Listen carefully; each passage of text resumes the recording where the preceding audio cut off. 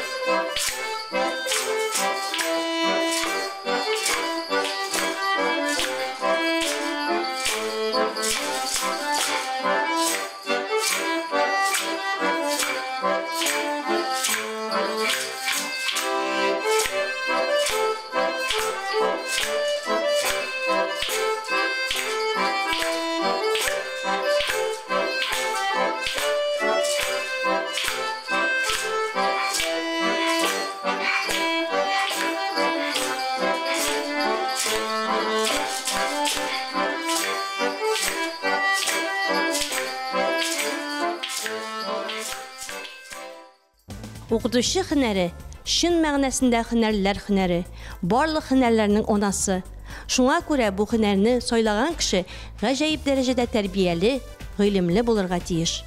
Бүгенге укытучының эше дәрес алып барудан гына тормый. Белем, тәрбия бирүдән тыш төрле эшләргә дә күмелә ул. Бәйрәмнәрдә концерт, театр куючы да, сайлауларда комиссия әгъзасы, җәй көне бакчада чәчәк үстерүче, кыш көне кардан сыннар ясаучы да ул укытучы. Укытучы һөнәрен җиһанга яктылык, җылылык индерүче кояш нурына тиңләр идем мин. Кояш нуры да бит һәр яз сайын табигатьнең күзен ача.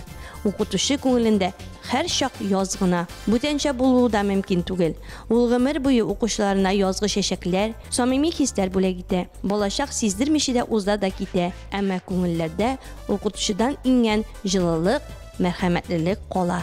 Здравствуйте! Теперь у нас урок по развитию речи. Сегодня мы будем работать над сказкой русской народной. Но над какой? какой сказкой будем работать? Теперь вы определите сами. Ребята смотрят на экран. Что вы там видите и кого там видите? Значит, там есть домик и животные. В домике живут животные. Как называется, ребята, такой домик? Теремок, правильно. Müğəllim ol, ғımыр boyu оқый, үйрənə, özünün həm oxuşularının oğuşlarına şın көңілдән siyinə bilüşü, güçlü, ixtiyarlı, sabır kişi, balalarını yaratışı, hürmet etüşü, baraşaq yollarında mayak bulup duruşu izgi zat. Başqaşa mümkün də tügül.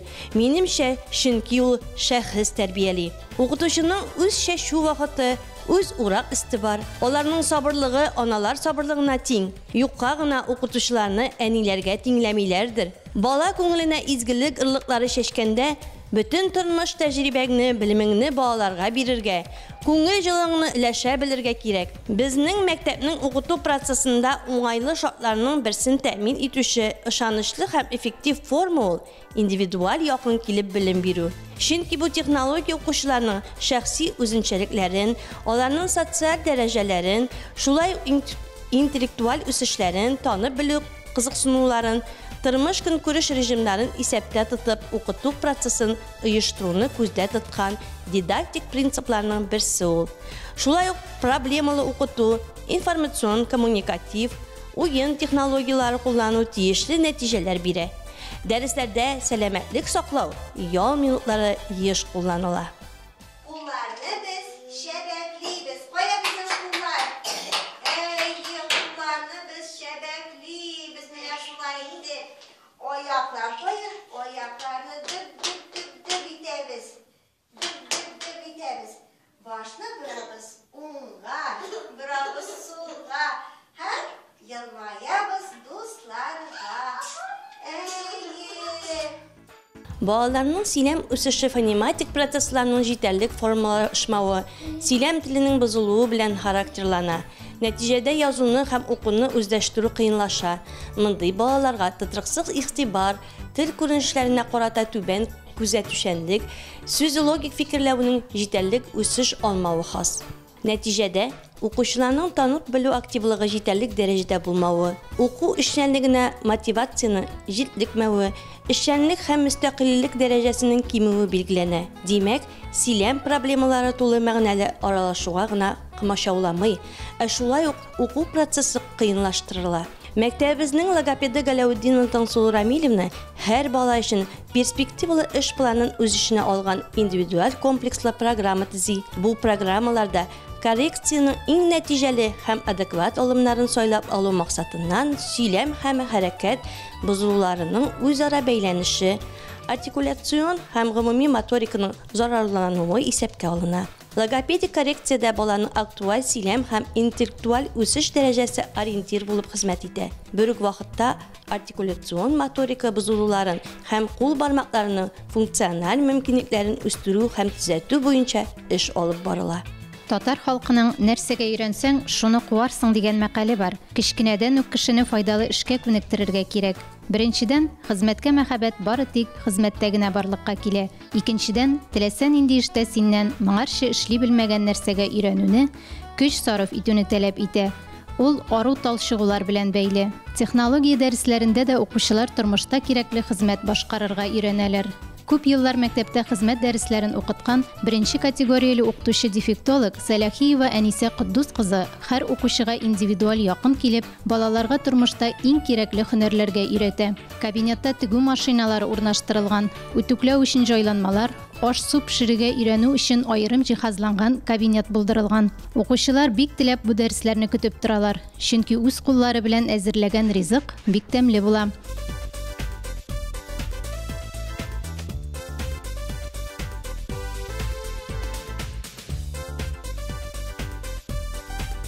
Məktəbimizdə profoorientasiya tərbiyəsi sistema rəvişdə oxuşunun yaş özünçəliklərini isəbdə tutub alıb barıla. Tərbiyə üçün məktəbdə tüp cavablı kişi sınıf жетекçiləri, Her bir sınıf җитәкчесенең тәрбия планында һөнәри тәрбия бирү буенча чаралар каралган. Тәрбия сәгатьләрендә төрле формаларда һөнәр ияләре белән таныштыру алып барыла. Сыйныф җитәкчесе төрле предприятие, оешмаларга экскурсиялар оештыра. Һәр һөнәрнең дә файдасын, аны башкарган кешеләрнең нинди сыйфатларга ия булуын, эш барышында нинди эш кораллары куллануларын укучылар үз күзләре белән күреп кайталар. Экскурсия вакытларында алар кызыксынып төрле сораулар бирәләр. Китапханәче булу кызыкмы? Кибетләргә сөтне каян алып киләләр? Җырчы булу өчен нинди сыйфатларга ия булырга кирәк? Шундый сораулар яңгырый.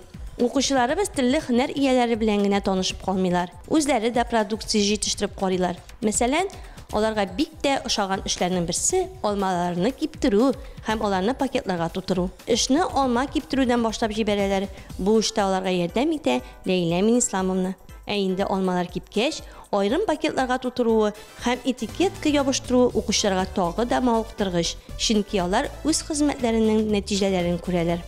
Безнең укучы кызларыбыз чәчләрен матур итеп йөртергә яраталар. Шуңа күрә алар үзләре матур бантиклар ясарга өйрәнделәр. Бантикларны ясау әллә ни авыр кебек тоелмаса да, үз тәртибе, үз җае бар. Ләйсән Радисовна аларга бантик ясау серләрен ача һәм аларга ярдәм итә. Һәр элементны кисеп, ясап, ябыштырып бетергәч, искиткеч матур бантиклар барлыкка килә. Һәр баланың, хәтта олы кешенең дә сер саклый торган урыны була. Менә безнең укучылар да шундый үзләре генә яратып тота торган әйберләрне саклау өчен шкатулкалар ясау сиренә төшенделәр. Розалия Зинуровна укучыларны һәр берсенә айрым-айрым эш тәртибен аңлатып китә. Шкатулкаларны башта айрым элементлардан җыю башкарыла, ә инде соңыннан буяп, төрле бизәкләр дә ясарга мөмкин. Өлкәннәр ярдәме белән булса да эшне башкарып карау балаларда төрле һөнәр ияләренә карата җылы уңай тәэсир калдыра.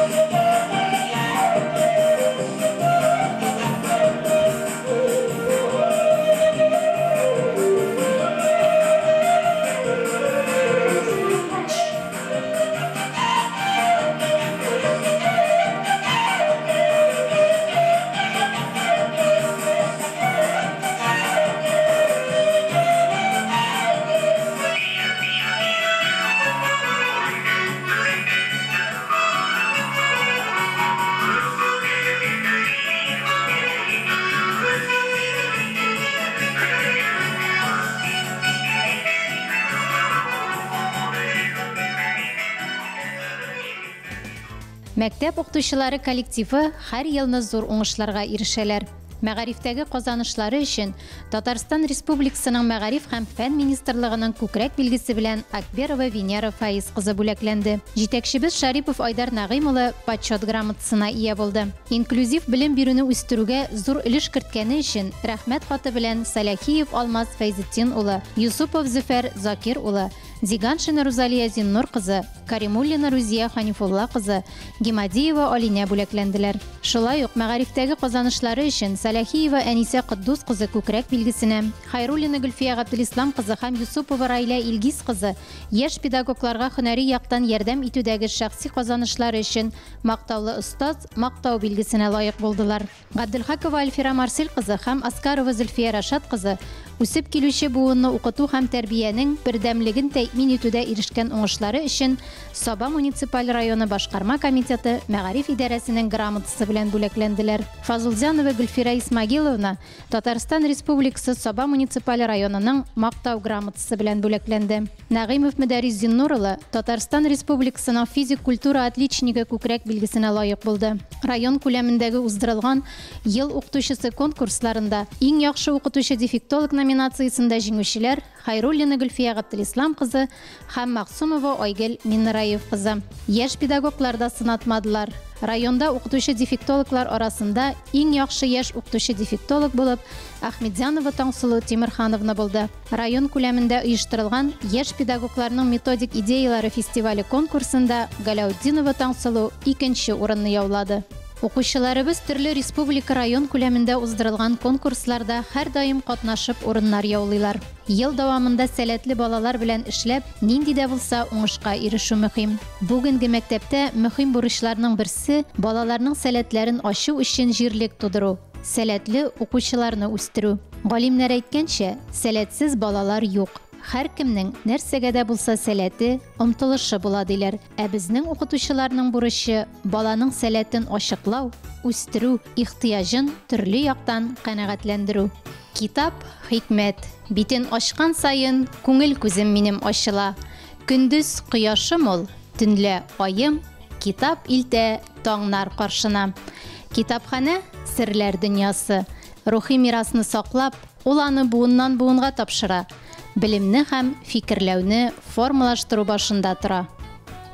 Шулай ук бу күп мәгълүмат, тарихи билим тупланган бина, мәгърифәт чыганагы, кыйммәтле багаж белән тулы киштәләр китапханәдә генә була. Ә мондый байлыкка ия кеше иң гуманлы һөнәр вәкиле. Китапханә бусагасын атлап керүгә үк сине сәламләп елмайган әкият геройлары дөньясына эләгәсең.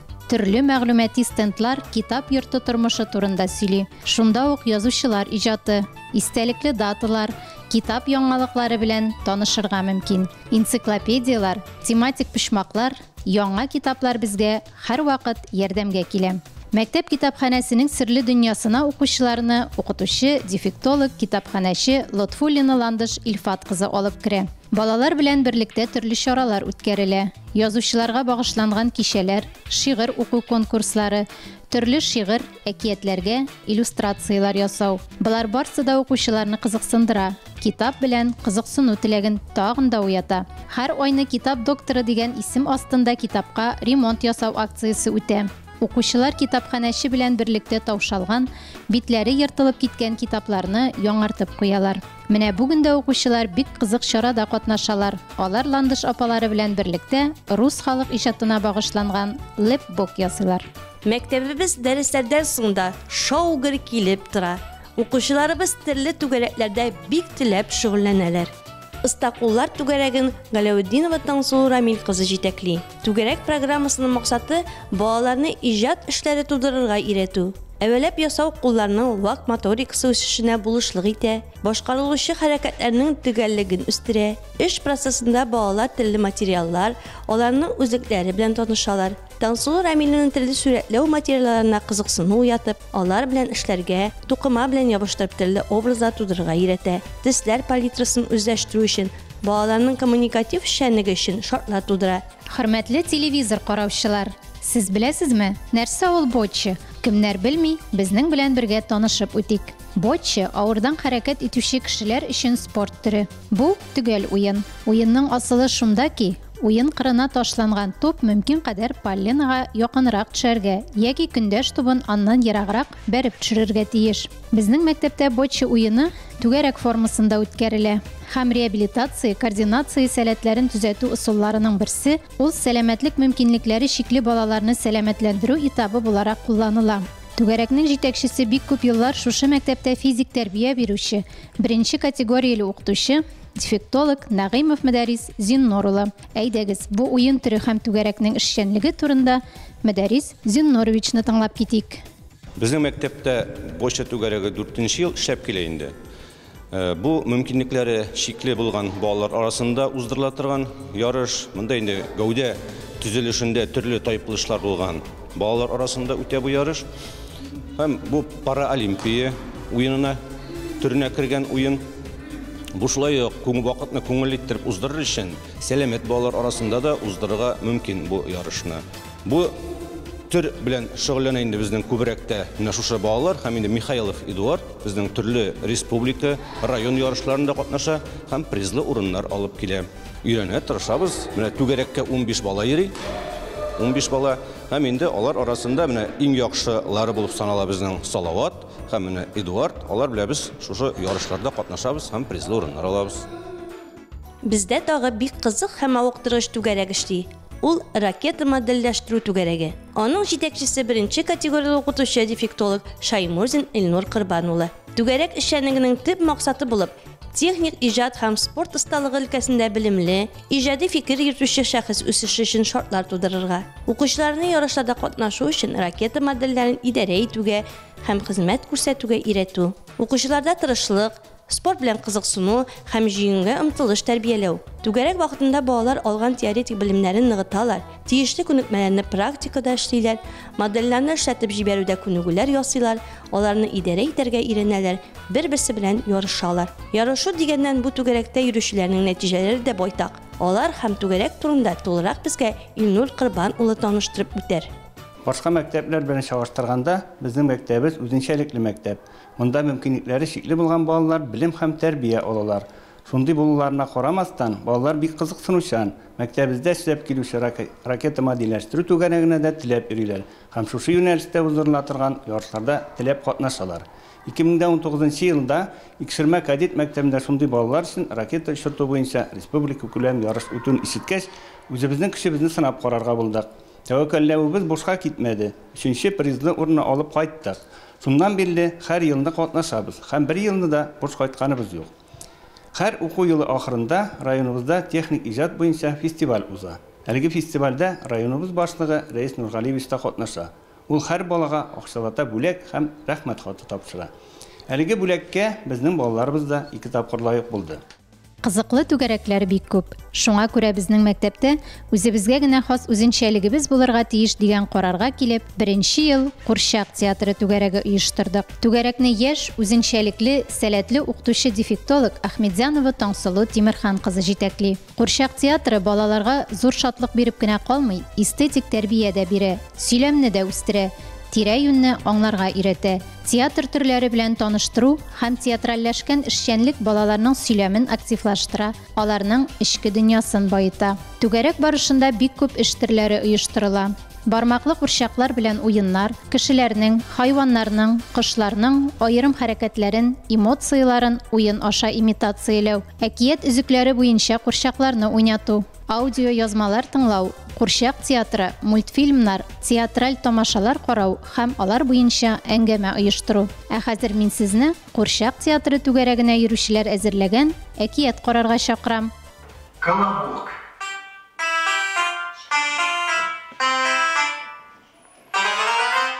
Жил-был старик со старухой. Вот и просит старик. Испеки мне, старый колобок. Да еще испечь-то, муки нету. Эх, старуха, по коробу поскреби, по амбару помети, а может муки и наберется. Старуха так и сделала. По коробу поскребла, по амбару помела и набралась муки пригоршни с 2. Замесила тесто на сметане, скатала колобок, изжарила в масле и положила колобок на окошечко простынуть. Надоело колобку лежать, он и покатился. С окна на лавку, с лавки на пол, по полу к дверям. Перепрыгнул через порог в щели, из синей на крыльцо, с крыльца на двор, со двора за ворота, дальше да дальше. Катится колобок по дороге, а навстречу ему заяц. Колобок, колобок, я тебя съем. Нет, не ешь меня косой. А лучше послушай, какую я тебе песенку спою. Заяц уши поднял, а колобок запел.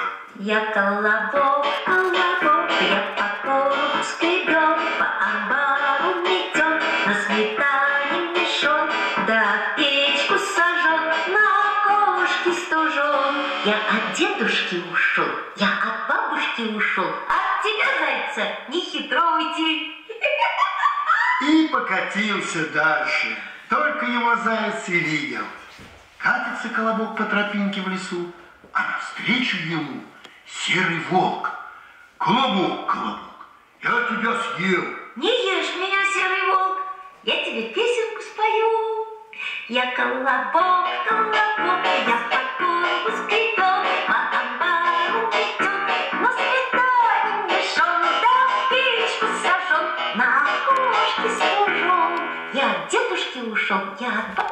ушел, я от зайца ушел, от тебя, волка, не хитруйте. И покатился колобок дальше. Только волк его и видел.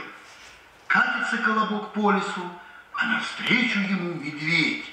Идет, хворост ломает, кусты пригибает. Колобок, колобок, я тебя съем. Ну где тебе, козолапому, съесть меня?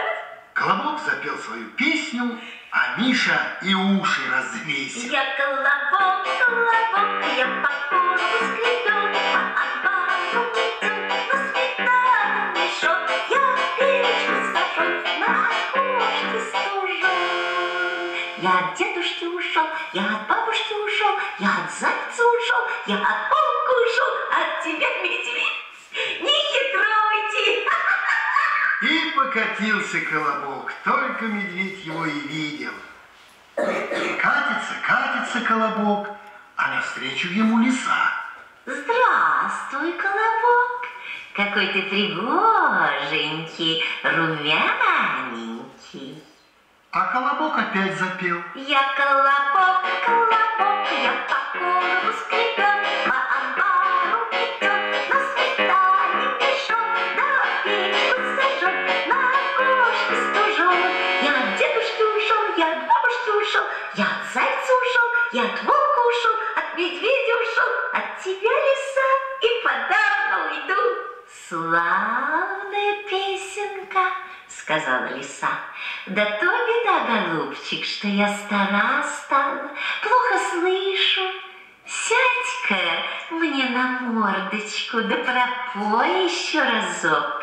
Колобок обрадовался, что его песенку похвалили, прыгнул лисе на морду и только запел. Я колобок, колобок, а лиса и съела его.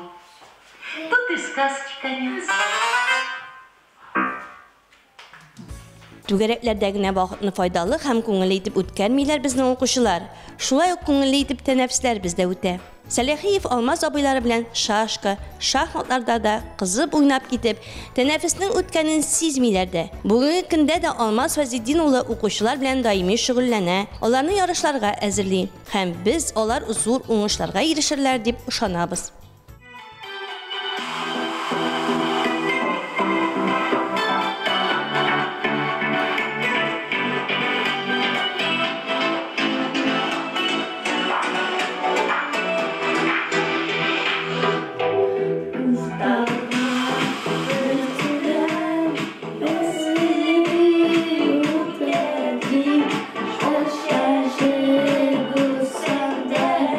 Uftana